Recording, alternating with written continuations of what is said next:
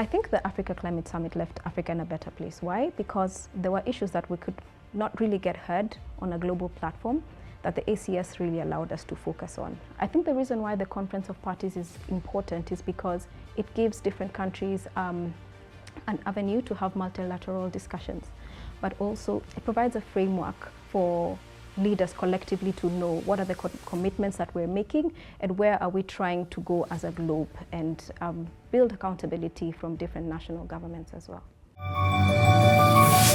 My name is Chebet Lesan. I'm the founder and CEO of BrightGreen Renewable Energy, which is based in East Africa, and I'm an African Climate Ambassador 2024. BrightGreen is a company that works in climate change, specifically renewable energy for cooking, and our primary feedstock and raw material is biomass.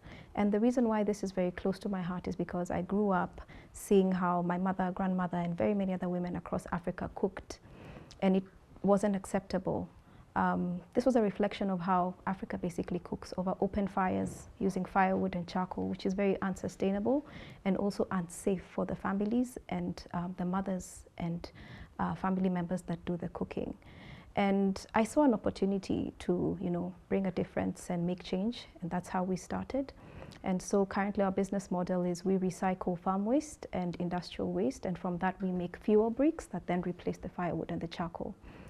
The reason why I became an Africa Climate Ambassador was because I'm very passionate about conversations around climate. I think this is it's an issue that we cannot overlook, especially at this day and age, because the climate changes that we're seeing right now are causing a lot of destruction, even death in many parts of the world. And for me, I very quickly realized that the work that we're doing is not just important for us as a community, but also at a global scale, because we are helping in curbing climate change and also in saving lives. So for me, the climate conversation is one that's very important, and I'm happy to be in any space where these conversations are happening. So the Africa Climate Summit was a summit that was held to discuss climate issues, particularly with the geographical map of Africa at hand. The heads of states of different African countries came together to talk about what are the issues that Africa faces in the fight against climate change. And I think this is very pertinent because Africa is a very unique space, and also at a very unique point of industrialization, where the needs we have in terms of energy and in terms of how to industrialize this continent are very different from the rest of the world. And I think as the climate conversations are being had, it's pertinent that we discuss what it is that we are in need of, and where we see ourselves at in the global conversation around climate change. So I was part of that discussion, and I was speaking with regards to renewable energy and with an even deeper issue in clean cooking, where we talked about as a continent, this is an issue that primarily affects very many parts of Africa. But when you look at the global scale, it's hardly discussed. So these are some of the areas that got a good highlight in the Africa Climate Summit and even got the global attention that was needed. So COP ideally is the Conference of Parties, which is under the UNFCCC, which is the United Nations Framework Convention on Climate Change. And it's a multilateral, discussion, and I'd call it the decision-making body of the UNFCCC, where discussions are had on, global climate issues, and direction is taken on, what are the most pertinent issues, where decisions are made, where should we, put money, what are the primary things that we should focus on. So this is how I see COP. And it's held every year towards the end of the year. So that's why around September, October, right after the UNGA Convention, the United Nations General Assemblies, the COP is held very shortly after to discuss issues about climate and also to follow up on some of the commitments that were made during UNGA.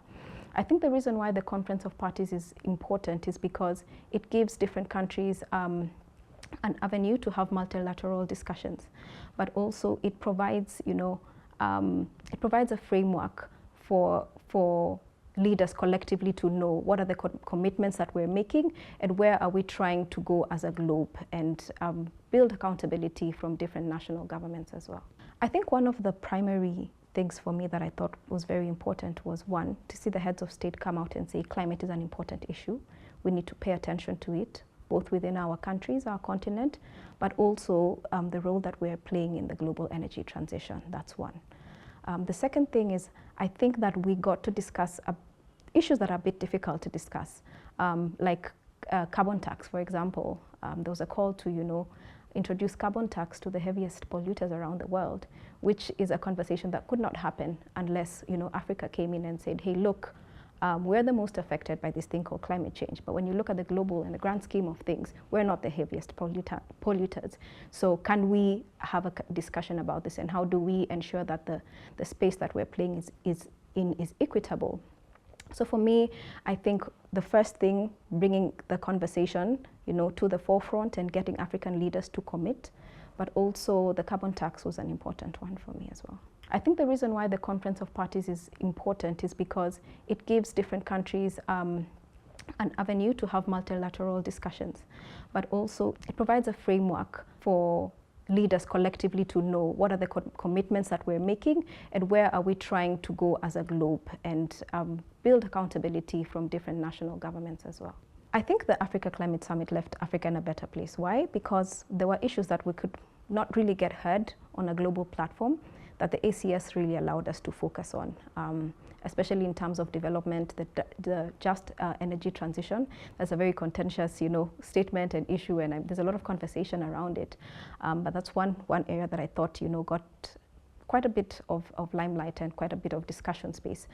But also, I think that we needed to see unity from African leaders in terms of the geographical, we're in the same geographical space, and our needs are more or less the same, even in terms of where we are at developmentally as a continent.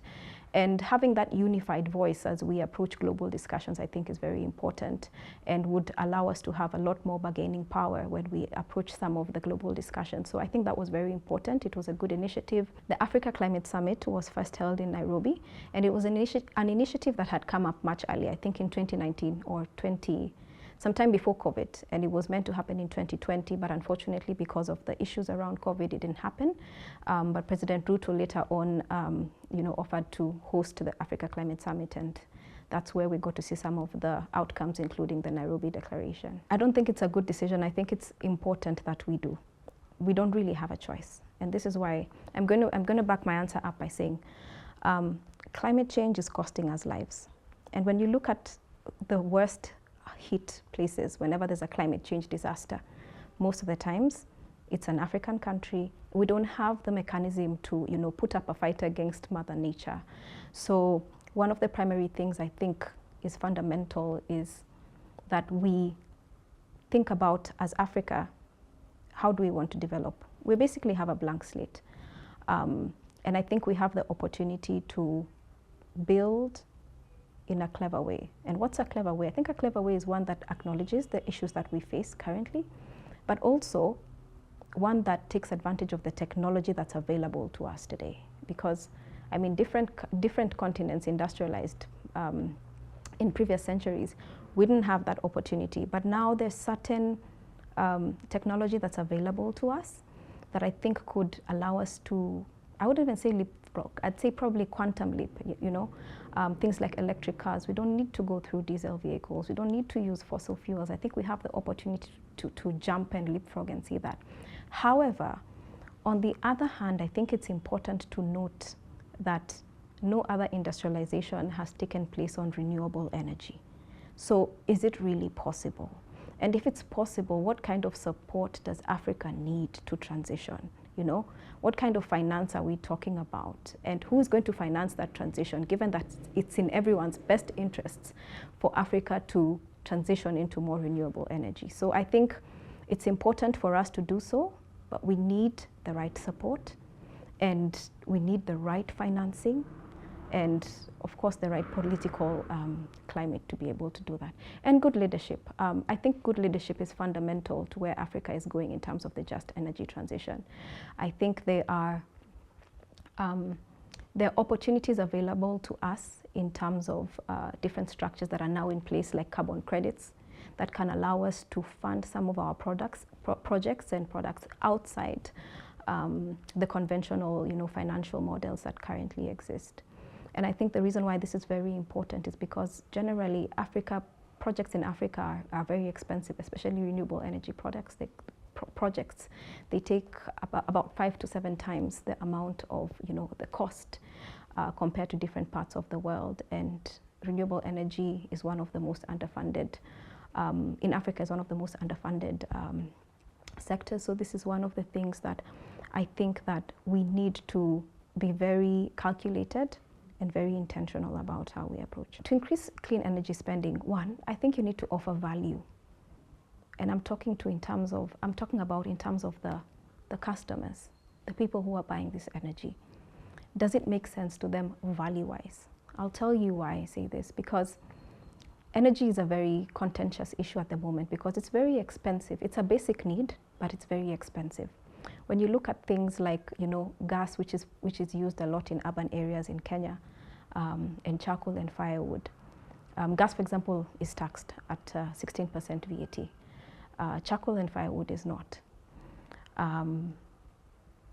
Gas is a fossil fuel, charcoal and firewood are a fossil fuel. So when you start to ask what informs some of these decisions, it doesn't make sense.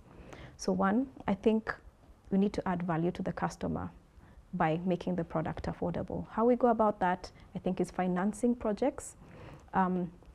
Subsidies are still, again, another contentious issue that, create a lot of hula-baloo around them. But it's one of the ways we can make renewable energy products affordable. But also in terms of the value, are we actually answering the consumers' questions?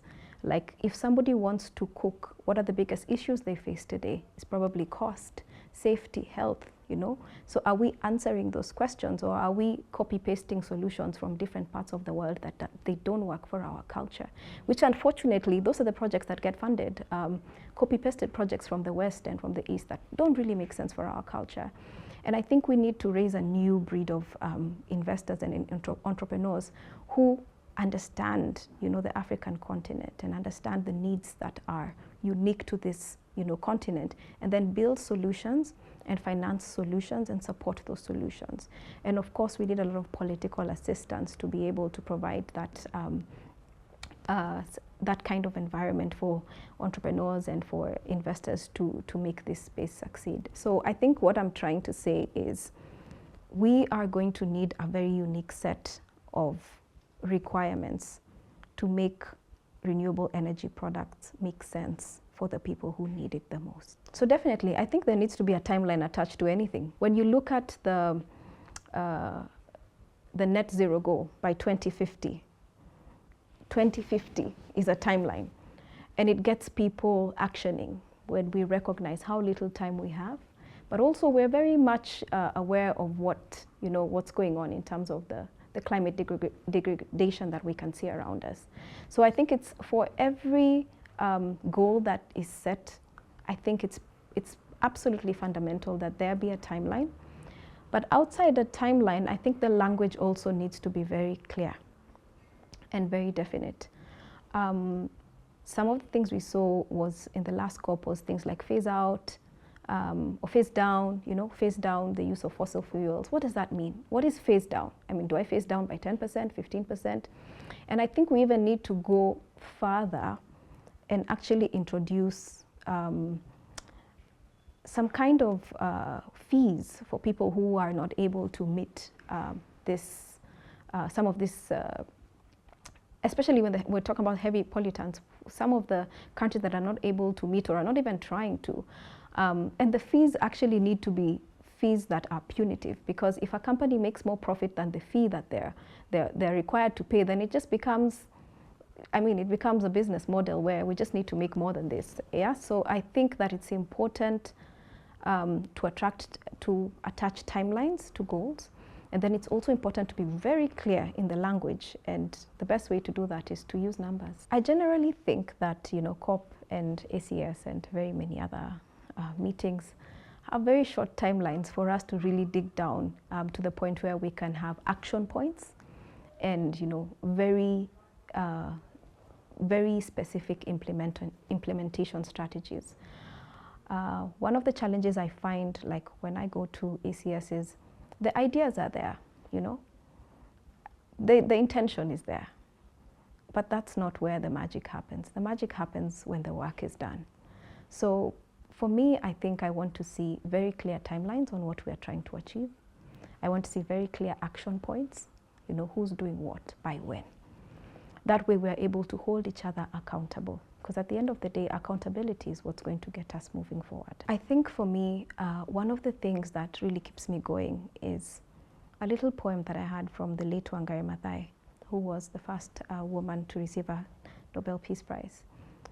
And she was talking about a hummingbird, and I encourage everyone to go look at that video. And the hummingbird was criticized because what it was doing seemed very little, very small to everyone around it. But at the end of that poem, she says, I am doing the best I can. And I think that's what, for me, drives me. When I look around, I think to myself, as an accountability to myself, what am I doing to make this situation better? And that's the genesis and the foundation of everything that I do, even with the companies that we run. What am I doing to make things better? And I think unless we are driven by that very individual purpose to make things better, then we'll find ourselves going round in circles and entertaining things that don't make sense. So what I'd leave everybody with is, one, understand why you're doing what you're doing. And right now what we're doing, when we talk about climate change and mitigating climate change, what we're trying to do is we're saving lives. Because at the end of the day, if we don't take care of the environment will finish us. So it's everybody's individual goal to make sure that you are working in your own small way to preserve the environment around you, whether you are just an individual user of energy in one way or the other, whether you're a business, if you're in a government or a leadership position. The question you need to ask yourself is, am I doing something to make the earth a better place?